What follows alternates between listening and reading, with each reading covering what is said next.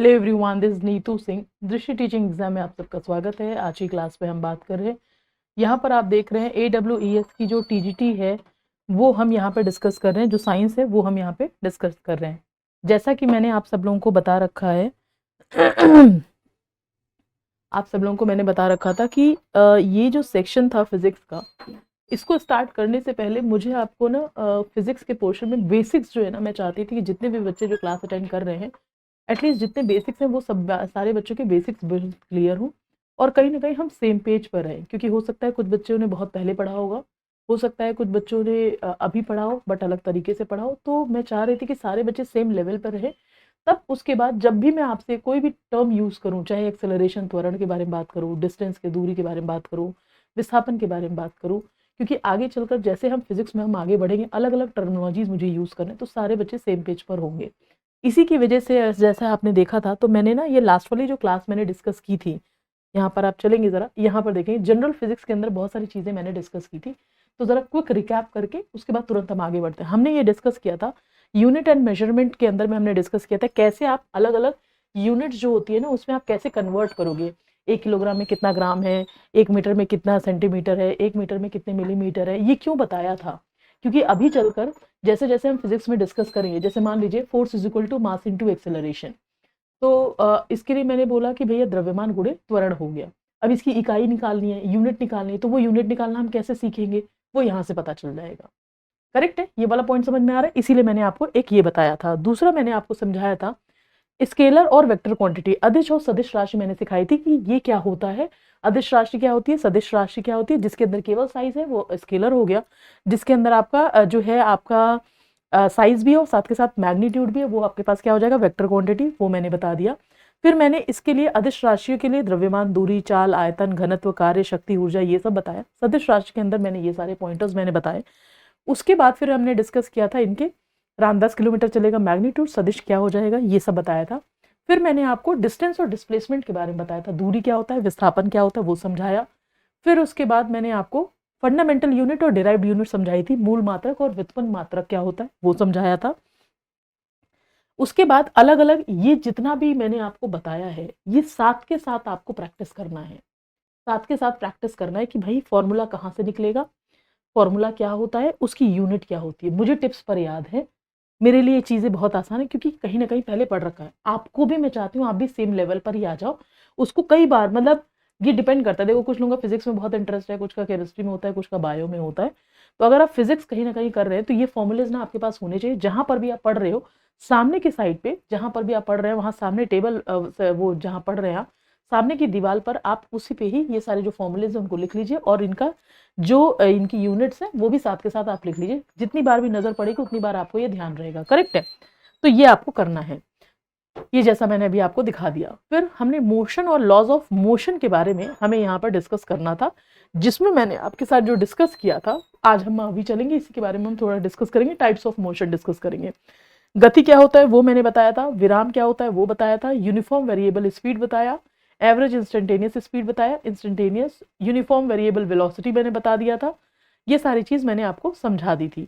अब चलते हैं जरा आज की क्लास में जो हम डिस्कस करेंगे, जो हमारे सिलेबस में भी लिखा है, गति के प्रकार यानी टाइप्स ऑफ मोशन। तो लिखते हैं जरा types of motion, types of motion, गति के प्रकार। ये हो गया टाइप्स ऑफ मोशन यानी गति के प्रकार जो है। इसमें अगर आप देखोगे तो हम देखेंगे कि गति भी ना अलग अलग तरीके की होती है। अब वो वाली गति नहीं कि हम धीरे चल रहे, तेज चल रहे, दौड़ के चल रहे, ऐसा वाला नहीं। जब हम फिजिक्स पढ़ रहे हैं तो फिजिक्स के जो मोशन है उनके बारे में हम देखेंगे कि फिजिक्स के अंदर किस किस टाइप के मोशन होंगे। तो सबसे पहले अगर हम देखेंगे जरा हम आगे चलते हैं। एक होता है कि अगर आपको बोल दिया वृत्तीय गति, वृत्तीय गति का मतलब वो एक तरीके से हम ये समझ सकते हैं सर्कुलर मोशन, यानी कि कोई भी चीज अगर सर्कुलर तरीके से अगर घूम रही है तो उसको हम क्या बोलेंगे, वृत्तीय गति यानी कि सर्कुलर मोशन बोलेंगे। फिर आपके पास आता है, नेक्स्ट आता है आपका दोलन गति के लिए। दोलन गति जब कोई वस्तु किसी निश्चित बिंदु के आगे पीछे कहीं ना कहीं घूम रही होती है, जैसे पेंडुलम आपने देखा होगा, तो वो किसी भी निश्चित एक रेफरेंस बीच वाला पॉइंट हो गया, उस पॉइंट मिड पॉइंट के आसपास आगे पीछे घूम रही है, तो इसको हम क्या बोलते हैं, दोलन गति। फिर आपके पास आता है आवर्त गति। आवर्त गति के साथ क्या होता है, जब कोई भी कण किसी एक निश्चित अंतराल के बाद उसके बाद सेम प्रोसेस, सेम पाथ को रिपीट कर रहे हैं, तो उसको हम क्या बोलते हैं, आवर्त गति बोलते हैं। तो इसी तरीके से अलग अलग चीजें हैं जो कहीं ना कहीं हमें करेंगे जरा हम। तो नेक्स्ट जरा हम कुछ कुछ पॉइंटर्स हैं जरा वो लिख लेते हैं। तो फर्स्ट लिख लेंगे जरा रैखिक गति, यानी कि अगर एक लीनियर एक ही जगह से दूसरी जगह पर हम एक लाइन में, सीधी लाइन में अगर हम जा रहे हैं तो वो कौन सी हो जाएगी, आपकी रेखीय गति हो जाएगी। तो जब कोई वस्तु, लिखेंगे जरा रैखिक गति, फर्स्ट लिखिएगा रैखिक गति। करेक्ट है, ये वाला पॉइंट समझ में आ रहा है, डन। तो जैसा मैंने अभी आपको बताया रैखिक गति, इसके लिए लिखेंगे जब कोई वस्तु, जब कोई वस्तु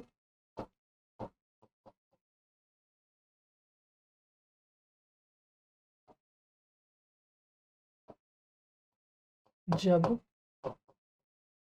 कोई वस्तु सीधी रेखा में अगर गमन कर रहा होगा तो उसको हम क्या बोलेंगे, रैखिक गति। जब कोई वस्तु किसी सीधी रेखा पर गति करता है, किसी सीधी रेखा पर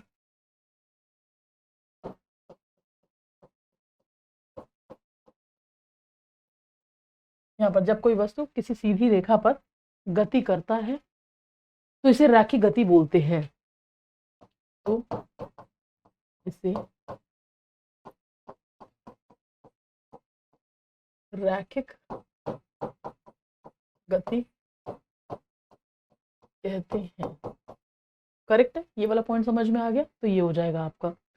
नेक्स्ट हमारे पास आता है आपका वृत्तीय गति, यानी सीधी रेखा में जो गति हो जाएगा उसमें तो हमें कुछ बताना नहीं है बहुत ज्यादा। वृत्तीय गति, जब हम वृत्तीय गति के बारे में बात करेंगे, जैसा मैंने अभी आपको बताया था, तो वृत्तीय गति के लिए इसको हम बोलेंगे सर्कुलर मोशन। चलेंगे वृत्तीय गति, सर्कुलर मोशन, यहां पर लिख देती हूँ जरा।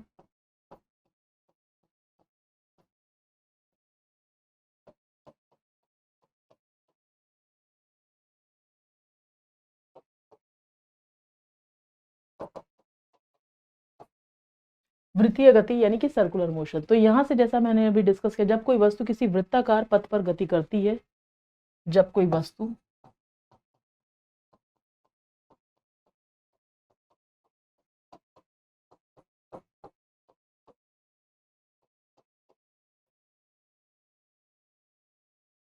किसी वृत्ताकार पथ पर गति करती है,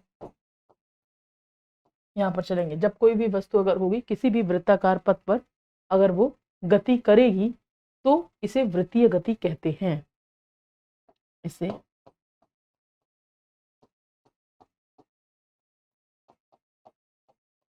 कहते हैं, तो इसको हम क्या बोलते हैं, सर्कुलर मोशन। करेक्ट है, ये वाला पॉइंट समझ में आ गया।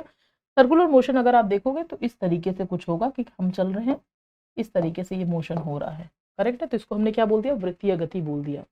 इसके बाद से चलते हैं जरा नेक्स्ट वाले पोर्शन पे, अगर हम चलेंगे जरा, नेक्स्ट आता है आवर्त गति, यानी कि जो हम पीरियोडिक मोशन के बारे में हम बात करेंगे जरा। नेक्स्ट बात करते हैं जरा पीरियोडिक मोशन।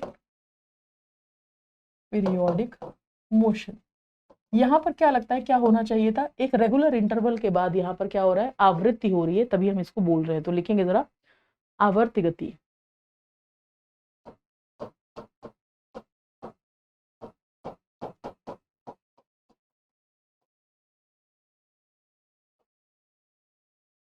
करेक्ट है, तो इसके अंदर में लिखेंगे जरा पीरियोडिक मोशन में जब कोई कण किसी निश्चित समय अंतराल के बाद दोहराता है तो उसको हम क्या बोलते हैं, आवर्त गति। जब कोई कण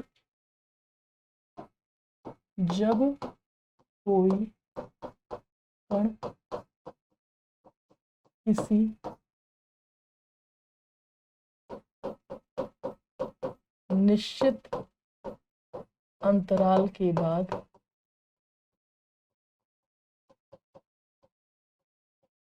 जब कोई कण किसी निश्चित अंतराल के बाद, अगर हम चलेंगे निश्चित अंतराल के बाद दोहराता है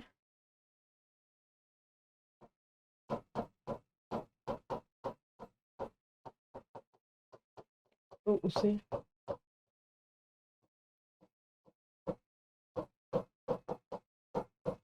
कहते हैं।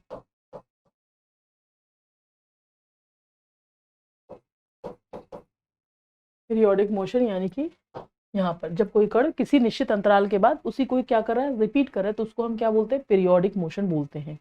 करेक्ट है। अब हम चलते हैं जरा, इसके बाद अगर हम चलेंगे जरा नेक्स्ट वाले पोर्शन पे चलते हैं जरा।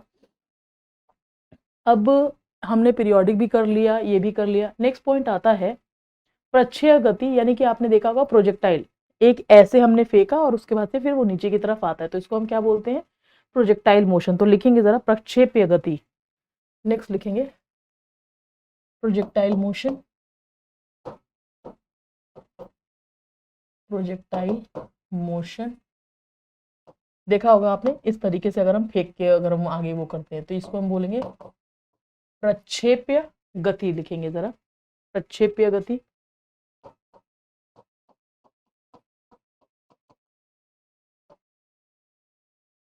करेक्ट है, ये वाला पॉइंट समझ में आ गया।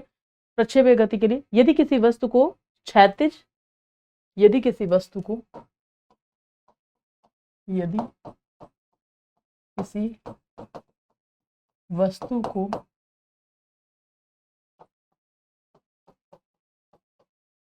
क्षैतिज यानी हॉरिजॉन्टल,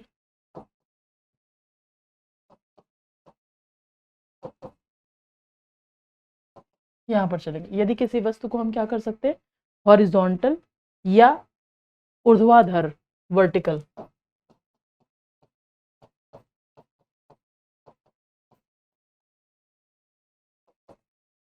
यदि हमने क्या किया, या तो हॉरिजॉन्टल या तो फिर वर्टिकल, या किसी कोण पर फेंका जाए, या किसी कोण 0 या 90 डिग्री पर फेंका जाए, तो यहाँ पर या तो हम 0 डिग्री पे फेंका या तो हमने 90 डिग्री पर फेंका जाए, तो उसके गति का पथ, तो उसके गति का पथ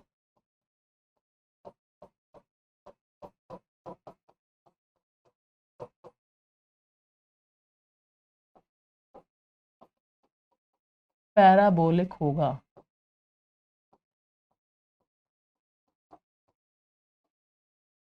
तो उसकी गति का जो पथ है वो क्या हो जाएगा आपका, पैराबोलिक।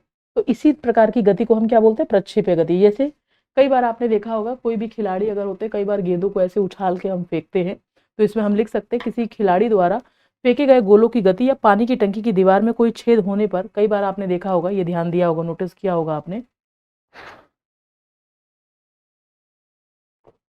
कोई टंकी है, टंकी के साथ जो पानी होता है अगर लीक हो रहा होता है, तो आपने देखा होगा उसका जो शेप है कुछ इसी तरीके से बन जाता है। करेक्ट है, ये वाला पॉइंट समझ में आ रहा है। तो ये है जो कि हम समझ सकते हैं। नेक्स्ट पॉइंट पर आता है, कई बार अगर आपको बोल दिया जाए कि एक होता है आपकी अनियमित गति, यानी कि कहीं ना कहीं आपका जो है किसी तरीके से जिगजैग अगर घूम रहा है, तो उसको हम क्या बोलते हैं, अनियमित गति। तो अपनी दिशा का अनियमित रूप से परिवर्तन करना, तो मुझे लगता नहीं कि इसमें कुछ बहुत ज़्यादा लिखवाने वाली बात है। एक घूर्णन गति है, ज़रा वो लिखवा देती हूँ।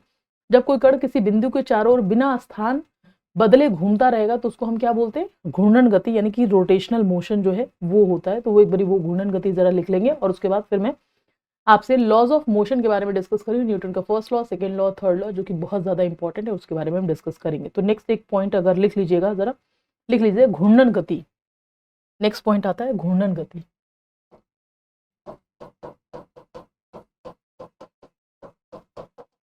है ना। तो इसके बारे में जरा हम लिखेंगे, घूर्णन गति के बारे में पॉइंटर लिख लीजिएगा। जब कोई कण किसी बिंदु के चारों ओर, जब कोई कण किसी बिंदु के चारों ओर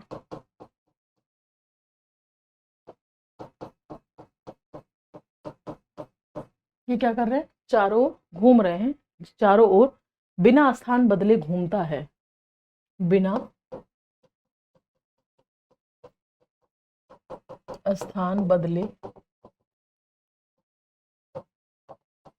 घूमता है, तो उसे घूर्णन गति कहते हैं।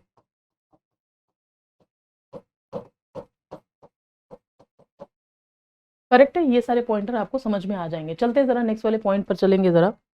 नेक्स्ट पॉइंट आता है जो अब हम डिस्कस करेंगे, लॉज ऑफ मोशन या गति के जो नियम है जरा उसके बारे में बात करेंगे।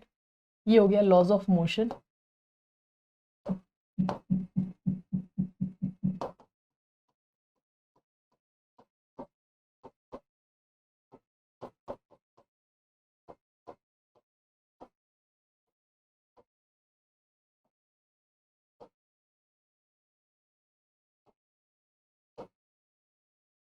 लॉज ऑफ मोशन या फिर जो गति के जो नियम है उनके बारे में बात करेंगे। तो इसमें अगर आप जाओगे तो ये पॉइंट मुझे साफ साफ समझ में आता है, ध्यान से समझेंगे जरा।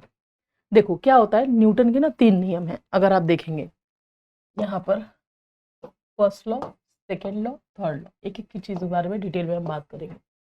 यहाँ पर होगा न्यूटन का first law of motion, first law of motion, और इसके अंदर में आ जाएगा आपका इसको हम क्या बोलते हैं, जो फर्स्ट लॉ ऑफ मोशन है ना, इसमें होगा इनर्शिया ऑफ रेस्ट और इनर्शिया ऑफ मोशन। पहले मैं लिख देती हूँ फिर बताती हूँ आपको। जड़त्व का नियम, इनर्शिया ऑफ रेस्ट, नेक्स्ट आ जाएगा इनर्शिया ऑफ मोशन।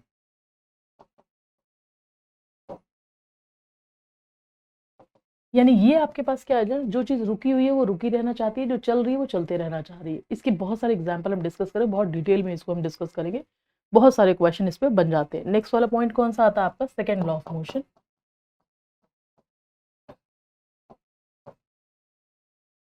इसको हम बोलते हैं गति का दूसरा नियम, second law of motion.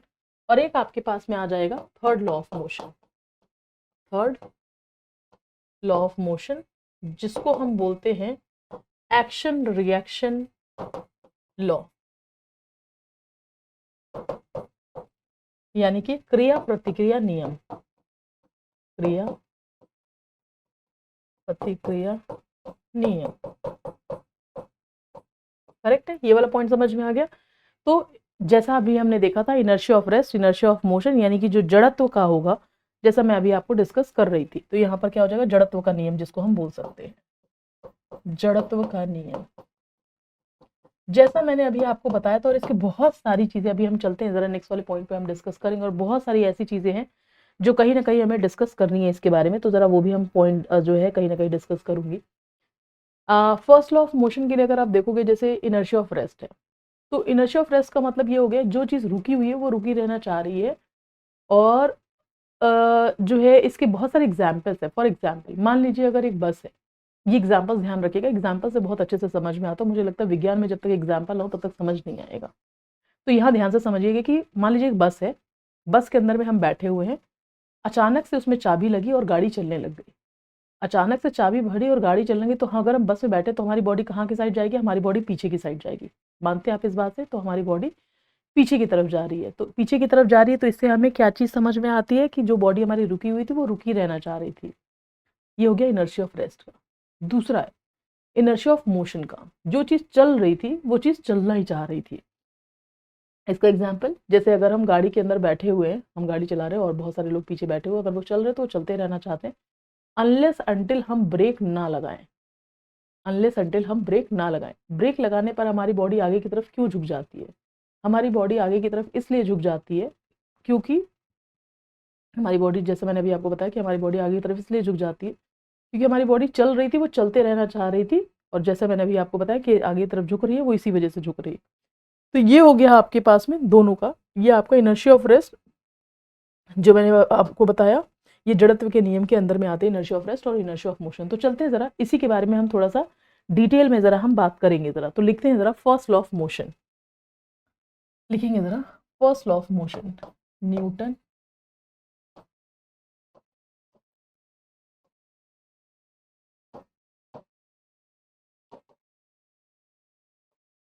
First law of motion, Newton का जो फर्स्ट लॉ ऑफ मोशन है, जरा उसके बारे में बात करेंगे। यदि कोई वस्तु विराम अवस्था में है, ध्यान से लिखेंगे जरा, यदि कोई वस्तु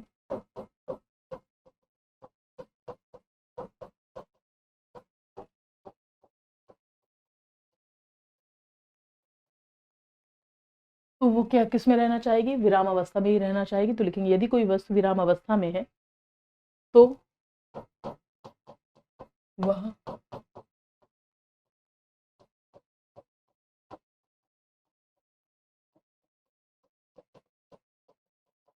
तो वह विराम अवस्था में ही रहना, अगर यदि कोई वस्तु विराम अवस्था में है तो वो विराम अवस्था में ही रहना चाहती है। यदि वह एक समान चाल से सीधी रेखा में चल रही है तो वैसे ही चलती रहेगी जब तक कोई इस पे बाहुबल ना लगे। करेक्ट है।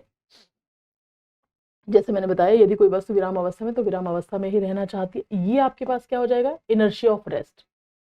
करेक्ट है। तो इसको हम क्या बोल सकते हैं, inertia of rest. Inertia of motion क्या होगा, इनर्शिया ऑफ मोशन, जो वस्तु गति में है, यदि कोई वस्तु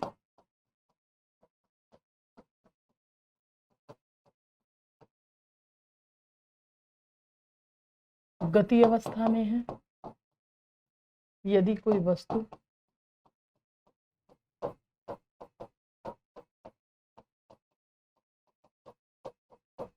तो वह गति अवस्था में ही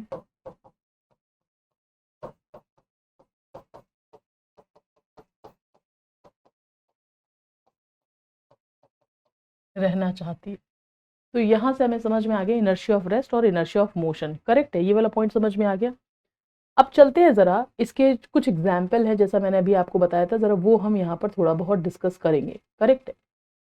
एग्जाम्पल में जैसा मैंने अभी आपको बताया था, फर्स्ट एग्जाम्पल कि अगर गाड़ी में बैठे और गाड़ी अचानक से चलना शुरू हो जाएगी तो हमारी बॉडी का पीछे की तरफ आना, ये हमारे पास किसका एग्जाम्पल हो जाएगा, आपका रुकी हुई थी बॉडी, रुके रहना चाहती थी। दूसरा, चलती हुई गाड़ी पर बाहर की तरफ आना, सेफ्टी बेल्ट का होना, वो क्या हो, इसका एग्जाम्पल हो गया कि हमारी बॉडी अगर मूव कर रही थी तो वो मूव ही करना चाह रही थी।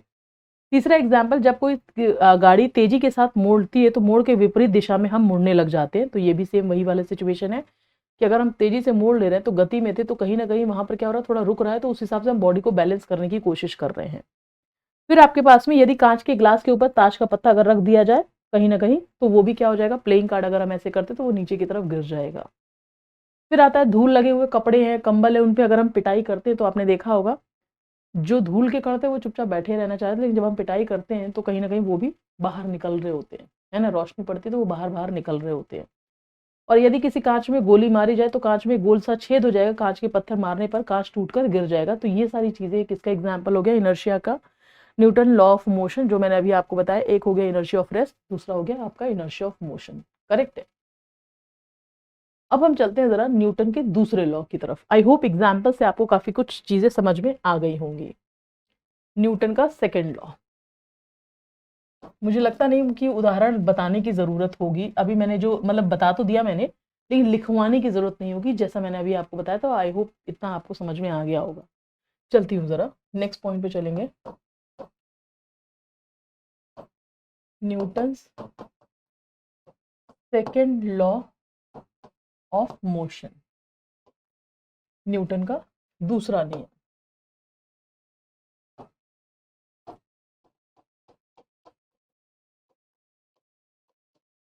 करेक्ट है, ये वाला पॉइंट समझ में आता है।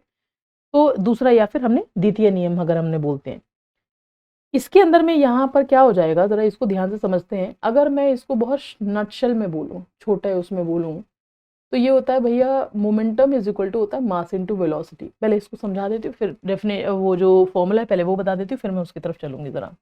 देखो होता क्या है, यहाँ होता है मोमेंटम, जिसको हम लिखते हैं पी से। मोमेंटम इज इक्वल टू होता है मास इनटू वेलोसिटी। ये क्या हो जाएगा, द्रव्यमान, ये क्या हो जाएगा, आपका वेग हो जाएगा। करेक्ट है। तो ये आपके पास मोमेंटम, ये हो जाएगा आपका मास और ये हो जाएगा आपका वेलोसिटी। तो जैसा हमने डिस्कस किया था कि अब ध्यान से समझिएगा, यदि किसी वस्तु पर कोई बाह्य बल आरोपित होता है, बल क्या होता है, फोर्स इज इक्वल टू होता है मास इनटू एक्सेलरेशन। कोई भी ऑब्जेक्ट पर अगर कोई बाहरी बल लगा, मान लीजिए कि कोई भी चीज रुकी हुई थी, अचानक से मैंने एक अलग से फोर्स लगाया, तो कोई भी बाह्य बल लगेगा, उस वस्तु में बल की दिशा में जो त्वरण है जो आरोपित होगा वो बल के समानुपातित होगा, यानी प्रोपोर्शनल होगा। जैसे मैंने अभी आपको बताया, एक एग्जाम्पल बता रही थी, फोर्स इज इक्वल टू होता है मास इनटू एक्सेलरेशन। ये क्या होता है, बल, ये क्या हो जाएगा आपका द्रव्यमान, ये क्या हो जाएगा, त्वरण। तो यहाँ पर अगर आप देखोगे तो ये पॉइंट आपको साफ साफ समझ में आ जाएगा कि बल बराबर होता है द्रव्यमान गुणे त्वरण हो जाएगा, है ना। तो किसी वस्तु पर आरोपित बल वस्तु के द्रव्यमान या बल की दिशा में उत्पन्न ए के गुणनफल के बराबर हो जाएगा। ये पॉइंट हमें साफ साफ समझ में आता है। लेकिन आगे चलकर अगर आप देखोगे कि गति करती हुई किसी भी वस्तु के द्रव्यमान में, यहाँ ध्यान से समझेंगे जरा, गति करती हुई किसी भी वस्तु के द्रव्यमान में अगर आप देखेंगे द्रव्यमान और वेलोसिटी दोनों का फर्क पड़ता है। उसको हम कलेक्टिवली हम क्या बोलते हैं, मोमेंटम बोलते हैं, यानी इसको हम बोलते हैं संवेग। इसको हम क्या बोलते हैं, संवेग बोलते हैं, जो आपको यहाँ पर दिखेगा। तो बेसिकली अगर नटशेल में अगर बोला जाए ना, तो जो अभी मैंने आपको बताया था, तो होता क्या है, गति करती हुई किसी वस्तु के द्रव्यमान और वेग के गुणनफल को ही वस्तु का संवेग कहा जाता है। ये आपका जो फॉर्मूला है वो कहाँ से निकल कर आता है, आपका सेम इसी तरीके से जो आपके न्यूटन का जो दूसरा नियम है वहां से निकल कर आता है। तो आइडियली जैसा मैंने अभी आपको समझाया था, कोई भी वस्तु अगर रुकी हुई, इस पर जो बल लगाया हमने वो आपका फोर्स ये था, तो ये किसके बराबर होगा, द्रव्यमान और त्वरण के गुणनफल के बराबर होगा। कोई भी वस्तु अगर थी, मान लो क्रिकेट की बॉल थी, वो ड्यू वाली जो बॉल होती है बहुत हैवी सी है, और उसको मारने के लिए बैट से अगर मैं मारूंगी तो उसका जो द्रव्यमान होगा वो, और कहीं ना कहीं उसके अंदर एक्सेलरेशन त्वरण है। इससे अच्छा एग्जाम्पल नहीं मिल सकता।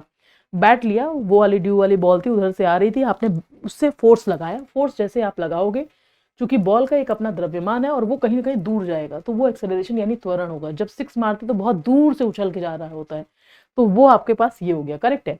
इसके आगे अगर आप देखोगे, कोई भी वस्तु जो गतिमान वस्तु है उसका अपना द्रव्यमान भी और वेग भी, तो उसके अंदर आपका संवेग जो है वो आ जाएगा, करेक्ट है। ये वाला पॉइंट समझ में आ रहा है। तो इस नियम के अनुसार किसी वस्तु के संवेग में, ध्यान से लिखेंगे जरा, इस नियम के अनुसार, जैसा मैंने अभी आपको बताया था, इसको अगर आपको लिखना है यहाँ पर, ये मैंने फॉर्मूला लिखा था, फॉर्मूला इधर की साइड में लिख देती हूँ, ठीक है। फॉर्मूला मैं पहले इधर की साइड लिख देती हूँ, फिर आगे चलते हैं जरा। ये हो जाएगा आपके पास, जैसा मैंने बताया, मास इनटू एक्सीलरेशन। एक्सीलरेशन ये आपके पास हो जाएगा द्रव्यमान, और ये हो जाएगा त्वरण। इकाई निकालना भी सिखा दूंगी अभी, ऑलरेडी वैसे मैं बता ही चुकी हूँ। तो इसमें क्या हो जाएगा, किलोग्राम, ये मीटर पर सेकेंड स्क्वायर हो जाएगा। देखो जरा, किलोग्राम मीटर पर सेकेंड स्क्वायर, या फिर इसको हम न्यूटन भी कह सकते हैं, और न्यूटन, करेक्ट है। मोमेंटम क्या हो जाएगा, संवेग क्या हो जाएगा, मोमेंटम पी, इसको हम क्या बोलते हैं, संवेग। तो जो पी बराबर होता है आपका, ये किसके बराबर हो जाएगा, mass into velocity, mass into velocity, यानी ये हो जाएगा आपका द्रव्यमान, और यहाँ पर क्या हो जाएगा, वेग, करेक्ट है। ये वाला पॉइंट समझ में आ गया। अब इसके लिए जो Newton second law of motion है, जरा इसके अंदर हम लिखेंगे, जैसा मैंने अभी आपको बताया, लिखेंगे जरा। इस नियम के अनुसार, इस नियम के अनुसार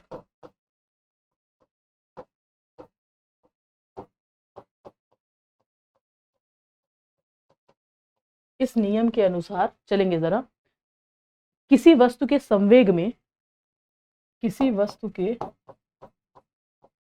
किसी वस्तु के, यहां चलेंगे जरा, इस नियम के अनुसार किसी वस्तु के संवेग में परिवर्तन की दर, किसी वस्तु के संवेग में परिवर्तन की जो दर है, किसी वस्तु के संवेग में जो परिवर्तन की दर होगी, उस वस्तु पर आरोपित बल के, उस वस्तु पर आरोपित बल के, आरोपित बल के समानुपाती होगा। अभी मैं एक एक चीज आपको ऐसी टिप्स पे समझा दूंगी मैं, समानुपाती होगा, कि आपको कभी भी कोई भी इसमें दिक्कत नहीं होगी। ध्यान से समझिएगा जरा, अनुपात होगा, तथा संवेग परिवर्तन बल की दिशा में होगा, तथा संवेग परिवर्तन बल की दिशा में होगा, बल की दिशा में होगा। ध्यान से समझिएगा जरा। देखो, सबसे पहले इसने बोला, इस नियम के अनुसार किसी वस्तु के संवेग, संवेग कहां से होता है, मोमेंटम, जो यहाँ पर लिखा था, मास इनटू वेलोसिटी, यानी जितना उसका द्रव्यमान है और जो उसका वेग हो जाएगा, करेक्ट है। यहाँ तक तो कोई दिक्कत नहीं था। तो ये संवेग, संवेग का एग्जांपल ऐसे ही समझना, जो बॉल थी वो जो कैनवस वाली बॉल है जिसके अंदर अच्छा खासा मास भी है और वेलोसिटी भी है। अगर कोई ऐसे समझना, जरा मोमेंटम का एग्जांपल समझना, मान लो उस बॉल को किसी ने बैट से मार दिया था, यहां तक तो फोर्स वाला था। अब जो बॉल उड़ के आ रही है, सिक्सर लगा, बॉल उड़ के आ रही थी, उसका अपना मास भी था, उसका वेग भी था। भाई उसको पकड़ने के लिए, मतलब उसको पकड़ने के लिए मुझे हाथ ऐसे करना पड़ेगा ताकि वो ऐसे आएगा, और कई बार हाथ पीछे की तरफ करते हैं, क्यों? क्योंकि उसके अंदर मास और वेलोसिटी भी थी। भाई संवेग भी तो ऐसा चाहिए होगा, तभी जाके तो कहीं ना कहीं यहाँ पर हो पाएगा वो। इसीलिए यहाँ पर मैंने जो एग्जाम्पल दिया है कि ये जो मोमेंटम है, मास इंटू वेलोसिटी, यानी द्रव्यमान गुणे वेग जो आपको मिल रहा है, वो इसीलिए कि अगर बहुत स्पीड से कोई चीज आ रही होगी उसका संवेग बढ़ जाएगा। डायरेक्टली प्रोपोर्शनल, इनवर्सली प्रोपोर्शनल, आपको ये समझना पड़ेगा। अगर ये फॉर्मूला मैंने यहाँ लिखा है, मोमेंटम बराबर मास इंटू वेलोसिटी, मास बढ़ाएंगे तब भी संवेग बढ़ेगा, वेलोसिटी बढ़ाएंगे तब भी संवेग बढ़ेगा, ये इसको बोलते हैं कहीं ना कहीं डायरेक्टली प्रोपोर्शनल। तो अगर कोई स्पीड से कोई बॉल अगर आ रही होगी, उसका अपना मास भी है और वेलोसिटी भी उसकी अच्छी खासी है, अगर वेलोसिटी उसकी बहुत अच्छी खासी है, भैया उसको कैच पकड़ने के लिए मुझे हाथ ऐसे तो करना पड़ेगा ना, तभी जाके तो मैं उसको पकड़ पाऊंगी। तो इसका मतलब है स्पीड होती हुई उसमें संवेग भी अच्छा खासा होगा। अब देखिए, इस नियम के अनुसार वस्तु के संवेग में परिवर्तन की दर, परिवर्तन की दर का मतलब होता है rate of change of momentum. अब ध्यान से समझिएगा, अगर मैंने बोला rate of change of momentum, ध्यान से समझिएगा, मैं डिराइव करके आपको दिखा दूंगी। Rate of change of momentum, इसका मतलब जानते हो क्या होता है? इसको आप क्या करो, इसी वाले को P इज इक्वल टू होता है mv, तो rate of change of momentum का मतलब है टाइम से डिवाइड कर दो। दिख गया आपको? किससे डिवाइड कर दो? रेट ऑफ चेंज ऑफ का मतलब हमेशा ध्यान से समझिएगा, टाइम से डिवाइड कर दो। अब टाइम से अगर मैं डिवाइड करूंगी इस फॉर्मूले को, तो यहां देखो मैं कैसे प्रूफ करती हूँ, ये देखो जरा, v को अगर मैं t से डिवाइड कर दिया तो यहां पर क्या आ जाएगा, यहां देखो जरा, यहां पर ये वाला है, मैंने फॉर्मूला तो यही लिखा है ना, ये देखो जरा, हैंग हो गया, इतना अच्छा इंपॉर्टेंट कॉन्सेप्ट था। देखो जरा, रेट ऑफ चेंज ऑफ, इसको अगले वाले पेज पे भी समझा दूंगी मैं। Rate of change of momentum की वैल्यू मतलब mv अपॉन टी। अब ध्यान से समझना बच्चा, v अपॉन टी क्या होता है? एक्सेलरेशन। सिखाया था कि नहीं सिखाया था? आगे चलते जरा नेक्स्ट वाले उस पर जरा ध्यान से समझेंगे, जो अभी मैंने दिखाया इसको थोड़ा तसल्ली से करते हैं जरा। देखो जरा बेटा, rate of change of momentum Hindi में क्या लिखेंगे? संवेग के परिवर्तन की दर, संवेग के परिवर्तन की दर। दिख गया आपको? तो संवेग के परिवर्तन की दर जो अभी हम यहां पर लिख रहे थे, यहां पर क्या हो जाएगा आपका? ये हो जाएगा P upon T, P upon T. P की वैल्यू क्या थी? mv, mv upon T. ये क्या है? मास, जिसको हम बोलते हैं द्रव्यमान। ये क्या है बेटा? वेलोसिटी। और यहां पर आपके पास क्या हो जाएगा? ये आपका जो है वेग। अब यहां देखिएगा, यहां पर P is equal to mv upon T, आगे इसको हम बोलेंगे m। v अपॉन टी क्या होता है? एक्सिलरेशन। ध्यान से समझिएगा, यहां पर मैं लिख देती हूं, ये देखिए जरा, v upon T, rate of change of velocity ही आपका त्वरण होता है, तो यहां पर लिखेंगे rate of change of velocity, ये बराबर किसके होती है? त्वरण यानी एक्सेलरेशन। तो यहां पर वेग के बदलने की दर, या वेग समय के साथ अगर बदल रहा है, तो यहां पर ये क्या हो जाएगा? वेग, ये हो जाएगा समय। वेग को समय से अगर आप डिवाइड करोगे तो ये क्या दे देगा? एक्सेलरेशन। क्या ये फोर्स के बराबर हुआ कि नहीं हुआ? यानी नटशल में अगर आप बोलोगे, ये देखो भैया, P by T, mv by T, यहां पर क्या दिख गया आपको? mv बाई टी, ये किसके बराबर हो गया? ma के। क्या ये फोर्स के बराबर हुआ कि नहीं हुआ? ये बताइए। तो rate of change of momentum force के बराबर हो गया। Rate of change of momentum, क्या आपको लगता है ये फोर्स के बराबर हो गया? बल के बराबर हो गया?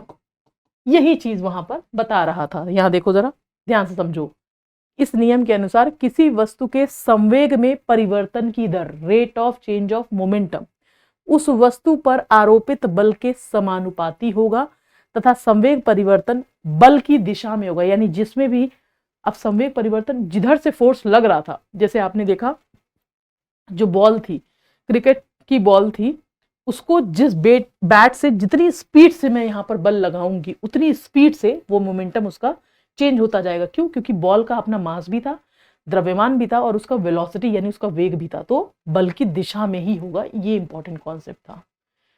यहां से बल भी समझ में आ गया, संवेग भी समझ में आ गया, इकाई भी निकाल ले जाओगे। तो अगर मैंने पहले आपको बल नहीं बताया होता, संवेग नहीं बताया होता, तो ये बताना बड़ा मुश्किल हो जाता। इसीलिए मैंने पहले बेसिक्स बताया है, उसके बाद फिर मैं आगे बढ़ी हूँ। आई होप यहाँ से आपको काफी सारी चीजें समझ में आ गई होंगी। करेक्ट है? तो इस नियम के अनुसार किसी वस्तु के संवेग में परिवर्तन की दर उस वस्तु पर आरोपित बल के समानुपाती होगा तथा संवेग परिवर्तन की बल दिशा में होगा। मुझे लगता नहीं यहाँ पर आपको कोई ऐसी चीज होगी जो आपको समझ में ना। करेक्ट है? और इसकी जो इकाई थी वो मैंने निकाल दी थी। मोमेंटम के लिए देखोगे ये किलोग्राम हो जाएगा, ये मीटर पर सेकेंड हो जाएगा। तो किलोग्राम मीटर पर सेकेंड में आप इसकी यूनिट लिख सकते हैं। जरा लिखेंगे, जरा यहाँ पर हो जाएगा, इसकी इकाई लिख लीजिएगा, किलोग्राम और मीटर पर सेकेंड।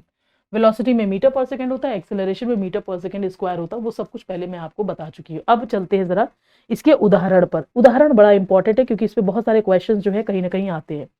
अब उदाहरण में मैंने आपको क्या बताया था, समझाया मैंने आपको कि भैया देखो ऐसा है, अगर क्रिकेट की बॉल को कैच करने के लिए बहुत स्पीड से अगर बॉल आती है, कैच करने के लिए हाथ थोड़ा पीछे करना पड़ता है, तब जाके उसको पकड़ पाएंगे। बहुत स्पीड से आ रही, खाली हाथ ऐसे कर दो भैया, आएगा, चोट लगेगा, भाग जाएगा। हाँ, भाग जाएगा मतलब चोट लगेगा हाथ में और गिर जाएगा, तो हम पकड़ नहीं पाएंगे। तो हाथ थोड़ा पीछे करेंगे ताकि वो उसी तरीके से, जैसे बॉल उछल के आती है, आपने देखा होगा प्लेयर ऐसे करते हैं, तब जाके वो कहीं ना कहीं बॉल को कैच कर पाते हैं। तो यही एग्जाम्पल है क्रिकेट के खेल में। जैसे मैंने अभी आपको बताया, वेग की दिशा में पीछे की ओर कैच करना पड़ेगा। जिधर से बॉल स्पीड से आ रही थी उसी डायरेक्शन में आपको करना पड़ेगा ताकि आप उसको आसानी से कर पाओ। क्यों? क्योंकि द्रव्यमान भी है और उसका वेग भी है, तो उसको पकड़ना बड़ा मुश्किल हो जाएगा। ये हो गया। दूसरे वाले पॉइंट पे, कील को दीवार में, अब देखो इसी का ही मोमेंटम के लिए, कील को दीवार में अगर मैं गाड़ रही हूँ तो जो हथौड़ी है, हथौड़ी का एक अपना द्रव्यमान है, और साथ के साथ में जब हथौड़ी का एक अपना द्रव्यमान है और साथ के साथ में उसमें वेग भी है जो ऐसे हमें करना पड़ रहा है, तो द्रव्यमान और वेग दोनों होने के लिए यहाँ पर क्या हो गया? संवेग। करेक्ट है? आ रहा है समझ में? तो वो किस डायरेक्शन में, कील किस डायरेक्शन में जाएगी? जिस डायरेक्शन में फोर्स लग रहा होगा। तो ये हो गया। करेक्ट है? इसके बाद अगर हम चलेंगे जरा, नेक्स्ट है ऊंची कूद। क्योंकि कई बार आपसे ना क्वेश्चन में आपको क्या देगा, आजकल जो पूछने का जो तरीका है कॉम्पिटेटिव एग्जाम में, आपको एग्जाम्पल पूछ लेगा और उससे पूछेगा कि भैया एक बात बताओ यहाँ पर हो क्या रहा है। तो एग्जाम्पल को बहुत अच्छे से समझना है। नेक्स्ट पॉइंट, जो थर्ड वाला पॉइंट है, वो आप लिखेंगे जरा, ऊंची कूद और लंबी कूद के खिलाड़ियों को ध्यान से समझिएगा जरा। ये भी होता है, ये बड़ा अच्छा एग्जाम्पल है ये। ऊंची कूद के लिए आपने देखा होगा, जैसे पुलिस की भर्ती हो रही होती है, डिफेंस वालों की भर्ती हो रही होती है, तो आपने देखा होगा ऊंची कूद और लंबी कूद वहां पर होता है। तो उस केस में जहां पर वो कूद के जाएंगे वहां पर मिट्टी को ना वो कर देते हैं, थुलथुला कर देते हैं। हार्ड मिट्टी नहीं होती, हार्ड मिट्टी पर कूदेंगे बहुत चोट लगेगी। थुलथुली मिट्टी पर एटलीस्ट लूज होगा, तो आप गिरेंगे तो कहीं ना कहीं वो मिट्टी अपनी जगह से हिलजुल जाएगी, लेकिन आपको चोट कम लगेगी। तो वो यही रीजन है। क्यों? एक तो भैया आपका मास भी है, यानी आपका द्रव्यमान अच्छा खासा, ऊपर से आपके वेलोसिटी भी है, तो वहां संवेग हो जाएगा। तो इसी वजह से वहां पर ऐसा करना पड़ेगा। फिर नेक्स्ट आता है गाड़ियों में लगने वाले जो झटके होते हैं, शॉक एब्जॉर्बर, उसके साथ में भी यही होगा, इसी रीजन की वजह से लगाए जाते हैं वहां पर। और नेक्स्ट पॉइंट आता है, यदि हल्की और भारी गेंद समान वेग से गतिशील है तो कौन सी गेंद को कैच करना ज्यादा आसान होगा? हल्की को। क्यों? क्योंकि उसका द्रव्यमान, अब ध्यान से समझो, संवेग उसका कम होगा। हल्की गेंद का मास अगर कम है, यहां से देखो जरा, हल्की गेंद है, उसका मास कम है, वेलोसिटी भी कम है, तो यहाँ मोमेंटम क्या हो जाएगा? ये भी कम हो जाएगा। तो हल्की गेंद को कैच करना आसान है क्योंकि उसका संवेग कम होगा। भारी जो वो गेंद होगी उसको कैच करना मुश्किल होगा। जो क्रिकेट जिससे खेलते हैं, जिस बॉल से, उसको कैच करना मुश्किल है। टीटी की बॉल जो होती है उसको कैच करना बड़ा आसान सा है। करेक्ट है? फिर उसके बाद चलते हैं जरा, मुलायम फर्श या गद्दे पर गिरने से सीमेंट की बनी फर्श पर गिरने की तुलना में कम चोट लगती है, क्योंकि फर्श जो होगा वो बहुत ज्यादा आपका हार्ड होगा। जो आपका गद्दा होगा वो आपका कैसा हो जाएगा? वो कहीं ना कहीं बहुत ज्यादा सॉफ्ट होगा। अब चलते हैं जरा थर्ड लॉ ऑफ मोशन, जो क्रिया प्रतिक्रिया नियम बोलते हैं। बड़ा इंपॉर्टेंट क्वेश्चन है। अब निकलते हैं, लगते हैं, लिखते हैं, चलते हैं जरा थर्ड पे, Newton third law of motion. Newton third law of motion. तो यहां पर चलेंगे, जो न्यूटन का जो तीसरा नियम है, जरा उसके बारे में हम बात करेंगे जरा, है ना। इसको हम क्या बोलते हैं? क्रिया प्रतिक्रिया नियम भी बोलते हैं। क्रिया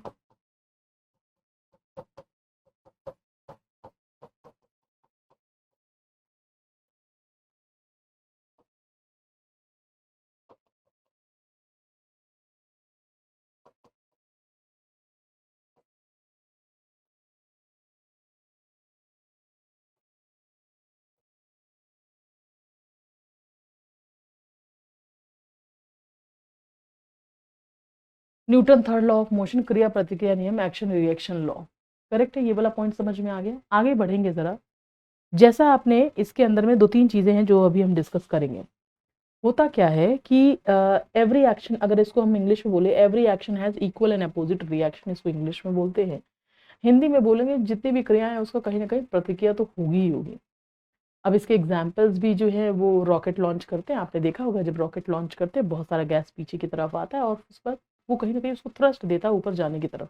तो जरा पहले नियम के बारे में लिखेंगे, फिर लिखेंगे जरा गति के तीसरे नियम के अनुसार एक वस्तु दूसरी वस्तु पर, लिखेंगे जरा गति के तीसरे नियम के अनुसार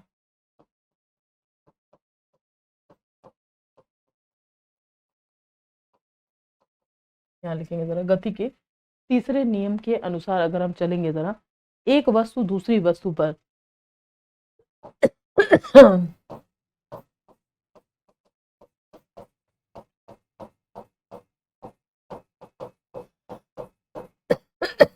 एक वस्तु जो है वो क्या करेगा, दूसरे वस्तु पर क्रिया रूप में जितना बल लगाती है,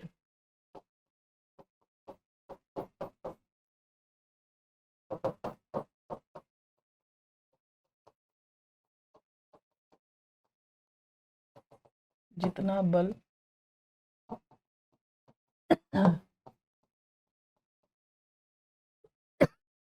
क्रिया एक्शन रूप में जितना बल लगाती है, आगे अगर चलेंगे जरा, जितना बल लगाती है दूसरी वस्तु भी उतना ही बल विपरीत दिशा में लगाती है। दूसरी दिशा में जैसा अभी हमने डिस्कस किया था, जितना बल लगाती है, आगे लिखेंगे जरा, जितना बल लगाती है दूसरी वस्तु भी उतना ही बल, दूसरी वस्तु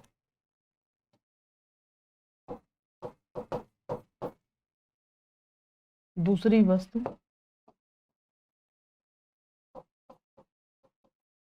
दूसरी वस्तु जो होगी उतना ही बल दूसरी वस्तु उतना ही बल विपरीत दिशा में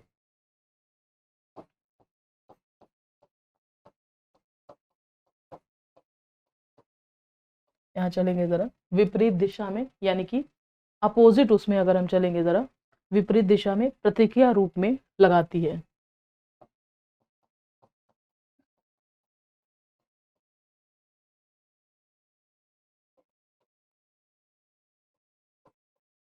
रूप में लगाती है।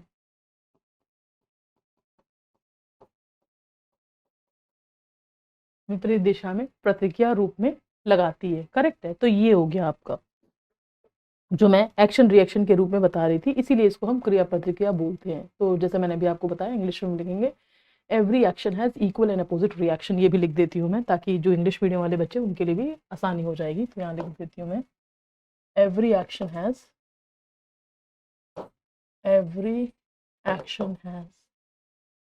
इक्वल एंड अपोजिट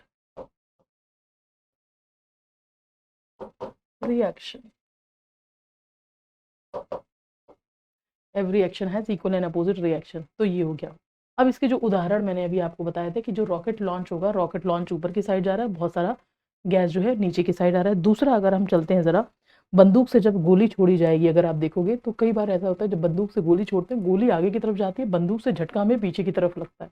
इसमें 2 चीज़ें होती है, इसमें सब भी और आपका न्यूटन का आपका जो थर्ड नियम है वो भी है, ये ध्यान रखिएगा। आगे नेक्स्ट आता है रॉकेट की गति वाला। मैंने आपको बता दिया कि रॉकेट जो है जैसे लॉन्च करेंगे ऊपर की साइड जाएगा, नीचे बहुत सारा गैस जो है वो छोड़ेगा। नाव को जल में, हाँ ये बड़ा एक इंपॉर्टेंट पॉइंट है, नाव को जल में चलाने के लिए हम क्या करते हैं, जब चप्पू से हम ऐसे पीछे की तरफ करते हैं तब जाके नाव आगे चलती है। ठीक, इसके बाद एक और आता है, नाव से जमीन पर, कोई नाविक नाव से जब जमीन पर आ पाओगे तो आप आगे की तरफ कूद रहे हो तो जो नाव जो होगी वो पीछे की तरफ जाती है। तो हर एक एक्शन का इक्वल एंड अपोजिट रिएक्शन। फिर आता है जमीन पर पैदल चलता हुआ मनुष्य अपने पैर से पृथ्वी को पीछे की तरफ धकेलेगा, तब हम कहीं ना कहीं आगे चलते हैं। चलने का तरीका तो यही होता है ना, जब हम चलते हैं तो हम पीछे की तरफ इसको कर रहे हैं और फिर हम आगे की तरफ वॉक कर पा रहे हैं, चल पा रहे हैं।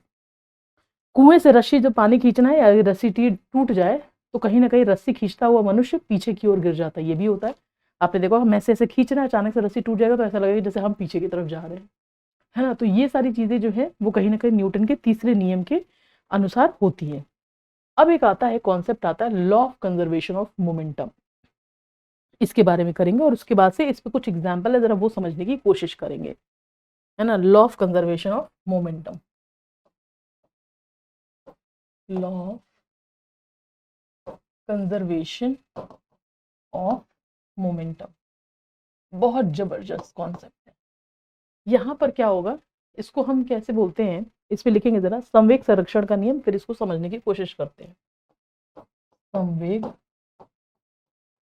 संरक्षण का नियम, इसके लिए मैं आपको बताऊं, देखो जैसे वो बोलते हैं ना, आत्मा न जन्म लेती है न मरती है, सिर्फ एक शरीर से दूसरे शरीर में जाती है। Energy can neither be created nor be destroyed, only it can be transferred from one body to another, यही बोल रहे होते हैं। तो ऐसे ही संवेग में यदि एक या एक से अधिक वस्तुओं के निकाय पर असंतुलित बल कार्य कर रहा हो तो निकाय का कुल संवेग जो होता है ना कहीं कंजर्व होता है, संरक्षित रहता है। इसे ही हम संवेग संरक्षण का नियम कहते हैं। यानी कुल मिला के ये हो गया, एक या एक से अधिक वस्तुओं के निकाय सिस्टम से कोई असंतुलित बल ना कार्य कर रहा हो, यानी कोई डिसबैलेंस अगर से ना करे कोई, तो उस पर जितना भी कंजर्व होगा ना, जितना भी मोमेंटम है, जो संवेग है, वो आपका संरक्षित रहेगा। उसी के बारे में हम यहाँ बात करें। जैसे एनर्जी कंजर्वेशन बोलते हैं, वो मैं सिखाती हूँ कि energy can neither be created nor be destroyed, only it can be transferred from one body to another, जो हम बताते हैं। उसी तरीके से आप यहाँ भी समझ सकते हैं कि अगर कोई बाहरी बल नहीं लगेगा तो जो संवेग है वो क्या हो जाएगा, आपका संरक्षित हो जाएगा। तो जरा लिखिए जरा, यदि एक या एक से अधिक वस्तुओं के, लिखेंगे जरा, यदि एक या, यहाँ लिखेंगे जरा, यदि ये एक या एक से अधिक वस्तुओं के निकाय,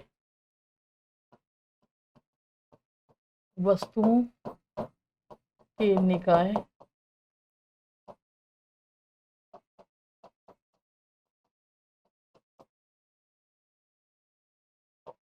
यदि एक या एक से अधिक जो वस्तुओं के जो निकाय हो जाएंगे, उनके लिए वस्तुओं के निकाय पर कोई असंतुलित बल, पर कोई असंतुलित बल न कार्य कर रहा हो, अगर कोई असंतुलित बल उस पे जो है वो अगर कार्य नहीं करता है, तो निकाय का कुल संवेग, तो निकाय का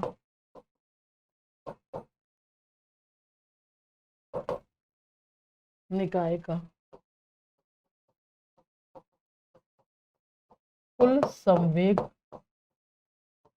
संरक्षित रहेगा। तो यहाँ पर क्या हो जाएगा, जो कुल वो होगा वो आपके पास क्या हो जाएगा, आपका संरक्षित, यानी कि कहीं ना कहीं कंजर्व रहेगा।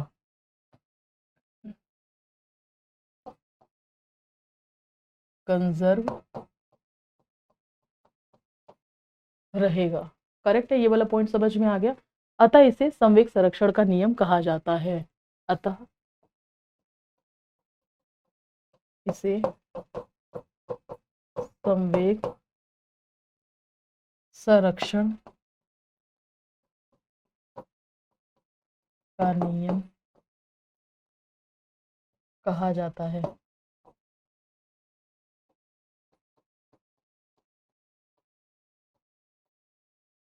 तो ये बोलते हैं आपका कि law of conservation of momentum या संवेग संरक्षण का जो नियम है वो अभी हमने देखा कि यदि एक या एक से अधिक वस्तुओं के निकाय पर कोई असंतुलित बल ना कार्य कर रहा हो तो निकाय का कुल संवेग संरक्षित कंजर्व होगा। इसे हम संवेग संरक्षण का नियम कहा जाता है।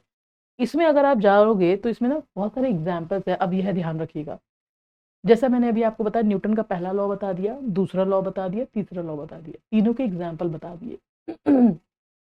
अब क्या होता है, न्यूटन का जो तीसरा लॉ था, रॉकेट प्रोपल्शन, साथ के साथ में आपका जो बंदूक की गोली, उसके अंदर मोमेंटम का कॉन्सेप्ट भी आता है। वो हम कंजर्वेशन ऑफ मोमेंटम आता है, वो जरा हम डिस्कस करेंगे कि वो कैसे होता है, जरा उसको समझने की कोशिश करते हैं। जैसा मैंने भी आपको बताया कि रॉकेट का उड़ना न्यूटन का क्रिया प्रतिक्रिया नियम तथा संवेग संरक्षण पर आधारित है। अब जब मैं तीसरा लॉ पढ़ा रही थी तो मैंने बोला कि भैया जब रॉकेट लॉन्च होता है तो बहुत सारा धुआं नीचे की तरफ आता है और कहीं ना कहीं रॉकेट वो उसको ऊपर उड़ने में मदद भी करता है क्योंकि उसको थ्रस्ट देगा ताकि वो ऊपर की तरफ जा पाए। तो क्रिया प्रतिक्रिया नियम तो है ही, न्यूटन का तीसरा लॉ है ही, एक्शन रिएक्शन लॉ है ही, बट उसके साथ में कंजर्वेशन ऑफ मोमेंटम भी है। तो उसी के बारे में बात कर रहे हैं। रॉकेट का ईंधन जब जलेगा तो एक्शन रिएक्शन रूप में गैसीय जमीन से टकराएंगे और प्रतिक्रिया में रॉकेट ऊपर की ओर धकेलेगा। लेकिन रॉकेट, जैसा मैंने अभी आपको बताया, रॉकेट के ईंधन पर नियत वेग से दहन होने पर संवेग परिवर्तन दर भी कांस्टेंट रहती है। जैसे जैसे रॉकेट उड़ेगा उससे निकलने वाली गैस और ईंधन का द्रव्यमान कम होने के कारण रॉकेट के वेग और त्वरण में वृद्धि होगी। ये है कंजर्वेशन ऑफ मोमेंटम के अंदर। और अगर मैं आपको बताऊं मास और वेलोसिटी जो मैं अभी आपको बता रही थी, अगर फॉर्मूला अगर आपको पता है ना, डेफिनेशन आप उससे निकाल ले जाओगे। और मैं चाहती हूँ कभी भी जब भी मैं फिजिक्स पढ़ाती हूँ मैं डेफिनेशन पर कम फॉर्मूले पे पहले जाती हूँ। अगर मैंने आपको फॉर्मूला समझा दिया, उसका लॉजिक समझा दिया, तो आप ये समझ जाइए कि अगर मैंने फॉर्मूला और लॉजिक अगर आपको बता दिया है तो कहीं ना कहीं यहाँ से अगर आप देखोगे तो आपके लिए समझना बहुत आसान हो जाएगा समझना बहुत आसान हो जाएगा कि आप डेफिनेशन आपको समझ में आ जाएगी। चूंकि पी जो है वो किसके बराबर हो रहा था, मास और वेलोसिटी के। मास में जरा सा भी प्लस और माइनस का होना संवेग में चेंज होगा, वेलोसिटी का प्लस और माइनस होना तुरंत संवेग में चेंज होगा। क्यों? क्योंकि पी जो है वो मास और वेलोसिटी के दोनों के डायरेक्टली प्रोपोर्शनल है। तो ये एग्जाम्पल जरूर ध्यान रखिएगा, पेपर में घुमा के क्वेश्चन पूछ सकता है कि आप ये बताइए जो ये रॉकेट का प्रोपल्शन है वो किसके अंदर में आता है। पेपर जानबूझ के देखो, इजी सा पेपर अगर आप वैसे प्रिपरेशन कर रहे हो, 9th-10th का एग्जाम दे रहे हो, तो आपसे न्यूटन का पहला लॉ, दूसरा लॉ, तीसरा लॉ पूछ लेगा। आजकल वो भी कहीं ना कहीं कॉम्पिटेटिव लेवल का कर दिया है।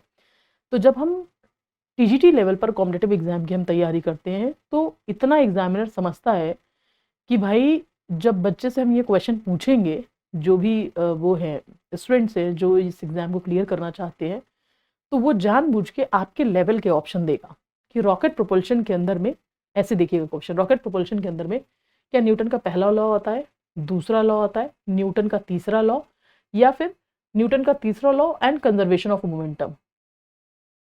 अब आप कौन सा करेंगे? न्यूटन का तीसरा लॉ भी दिख रहा है और न्यूटन ऑफ तीसरा लॉ कंजर्वेशन ऑफ मोमेंटम।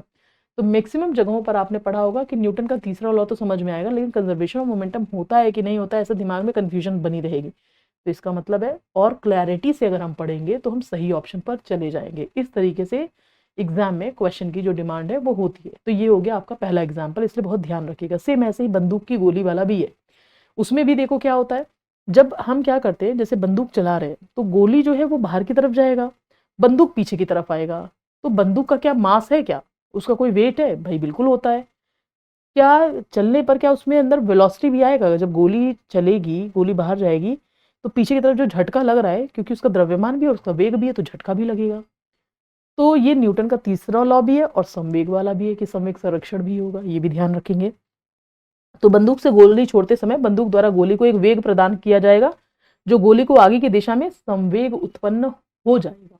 मास है, जैसे वेलोसिटी हुई अपने आप संवेग उसके अंदर आ जाएगा, और फिर जिसे हम क्रिया प्रतिक्रिया नियम के अनुसार बंदूक को पीछे की ओर धकेलेगी और यहाँ पर ये भी होगा, एक संवेग भी प्राप्त होगा। और यदि बंदूक चलाते समय बंदूक को शरीर कंधे से सटा के ना रखा जाए तो इसका द्रव्यमान और बढ़ भी जाएगा, संवेग भी बढ़ जाएगा, जिससे गोली छूटने पर शरीर को पीछे की तरफ बहुत अधिक धक्का नहीं लगता जनरली। इसी वजह से हम इसको थोड़ा सा टिका के लगाते हैं कि जब भी आपने देखा होगा, अगर आपने कभी राइफलमैन को देखा हो, पुलिस के अंदर में जो लोग ट्रेनिंग करते हैं, तब भी सब जगह पे यहाँ पे कंधे के पास चिपका के रखते हैं ताकि उससे झटका कम लगे। क्योंकि किसी भी चीज़ का अगर मास है और जैसे उसके अंदर वेग आया तो संवेग अपने आप उत्पन्न हो जाएगा। तो आई होप ये भी पॉइंट आपको कहीं ना कहीं साफ साफ समझ में आ गया होगा। करेक्ट है।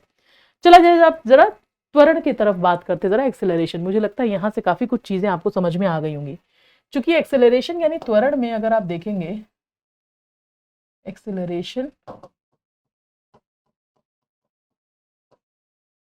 एक्सेलरेशन यानी त्वरण के अंदर अगर आप देखोगे तो मैंने आपको, जब मैं फॉर्मूलेज बता रही थी तभी मैंने आपको बता दिया था इसमें कि rate of change of velocity जो है वो आपका त्वरण हो जाता है। तो लिखेंगे जरा, यदि किसी वस्तु का वेग समय के साथ परिवर्तित होता है। देखो मैंने अभी आपको बताया था ना, अगर फॉर्मूला आता है तो डेफिनेशन कर ले जाओगे। मैं पहले फॉर्मूला लिखूंगी फिर डेफिनेशन कराऊंगी, ताकि आप कहीं फंस भी जाओ, कहीं पर भी हो सकता है कहीं फॉर्मूला दिया हो डेफिनेशन पूछ ले, कहीं डेफिनेशन आपने पढ़ा है, फॉर्मूला पूछ लिया, तो दोनों के लिए आपको उसी हिसाब से कैपेबल बनना है। कुछ भी दिया होगा आप वहां से कर ले जाओगे। ध्यान से समझना। देखो होता क्या है, मैंने आपको सिखाया था एक्सेलरेशन के लिए, बेसिक्स पे पहले बात करती हूँ, फिर उसके बाद हम आगे बढ़ेंगे। एक्सेलरेशन के लिए मैंने सिखाया था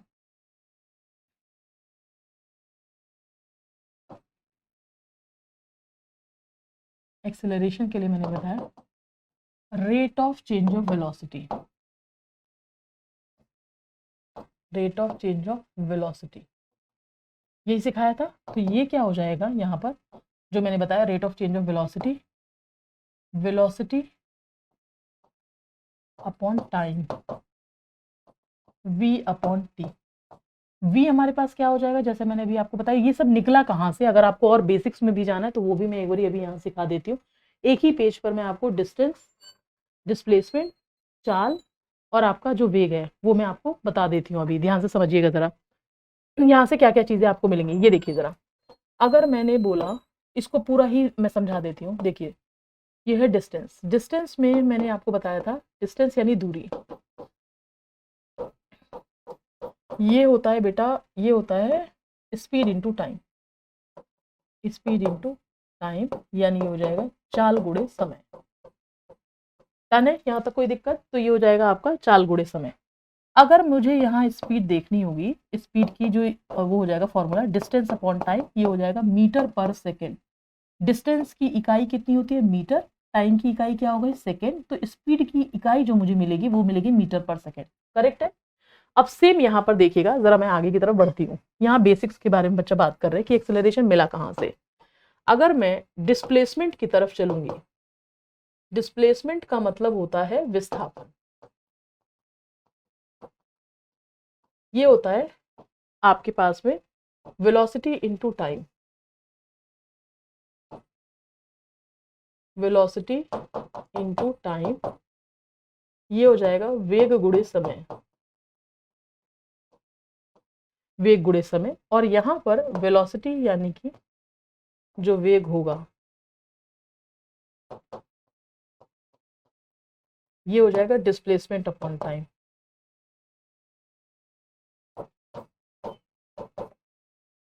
हो जाएगा विस्थापन बटे समय, ये हो जाएगा मीटर पर सेकेंड। करेक्ट है। तो ये हो जाएगा वेलोसिटी। अब अगर मुझे एक्सेलरेशन निकालना है,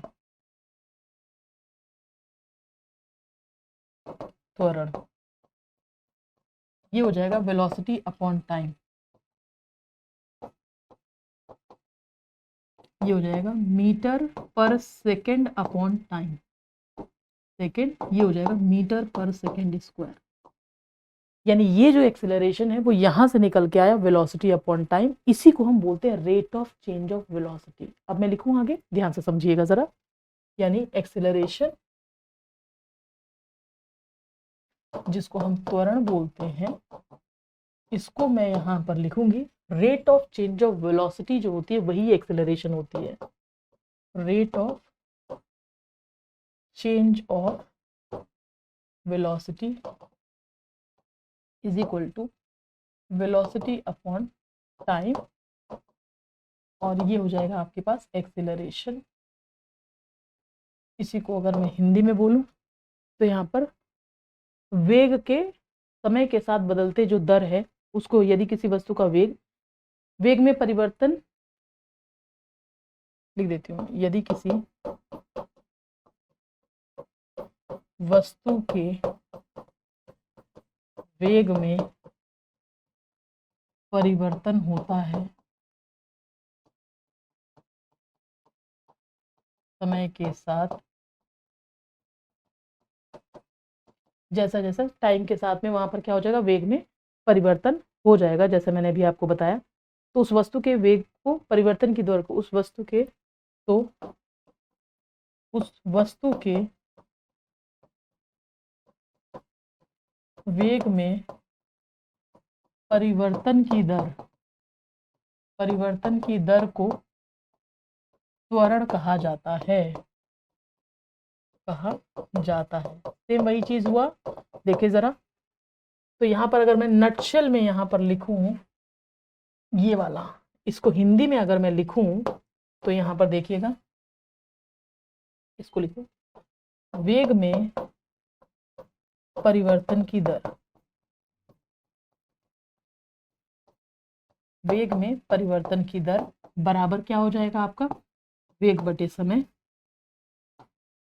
अरे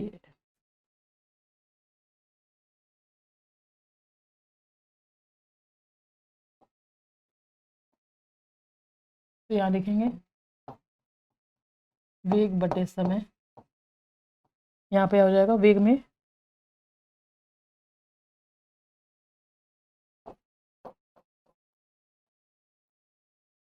परिवर्तन की दर, तो ये हो जाएगा वेग बटे समय, ये क्या हो जाएगा त्वरण।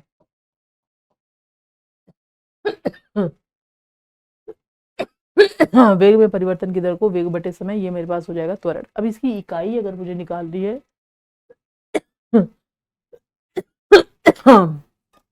मैंने आपको सिखाया था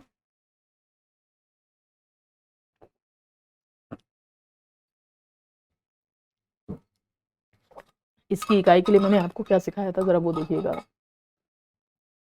हाँ, ये क्या हो जाएगा मीटर पर सेकेंड, तो ये क्या हो जाएगा एक्सेलरेशन मीटर पर सेकेंड स्क्वायर। यहाँ देखना जरा यहाँ पर कराया है क्या मैंने, मीटर पर सेकेंड लिखा है ना, ये देखो ये इकाई है।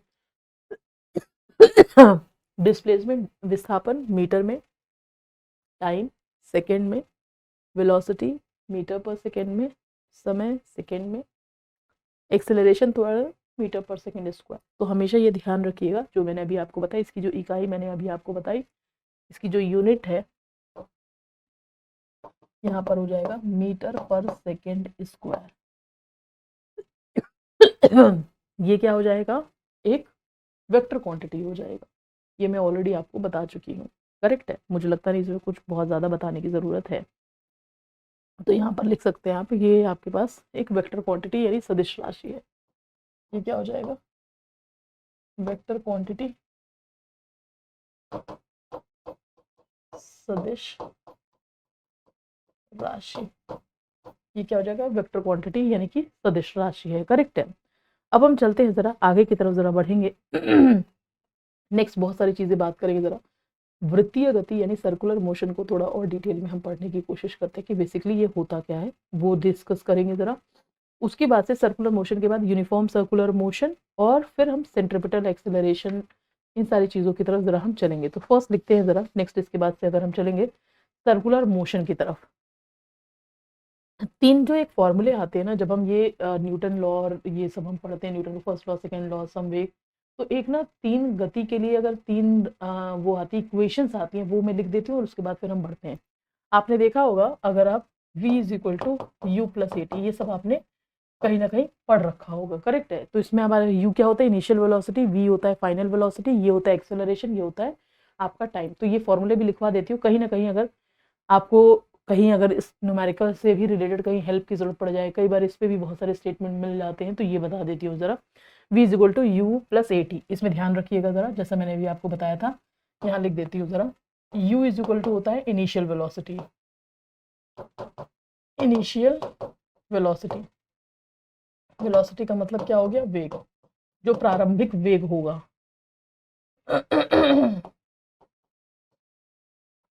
v इज इक्वल टू क्या हो जाएगा फाइनल वेलोसिटी, जो फाइनल वेग होगा।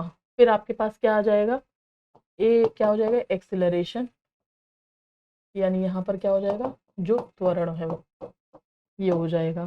फिर आपके पास टी क्या हो जाएगा टाइम हो जाएगा, समय हो जाएगा। करेक्ट है, ये हो गया पहला इक्वेशन।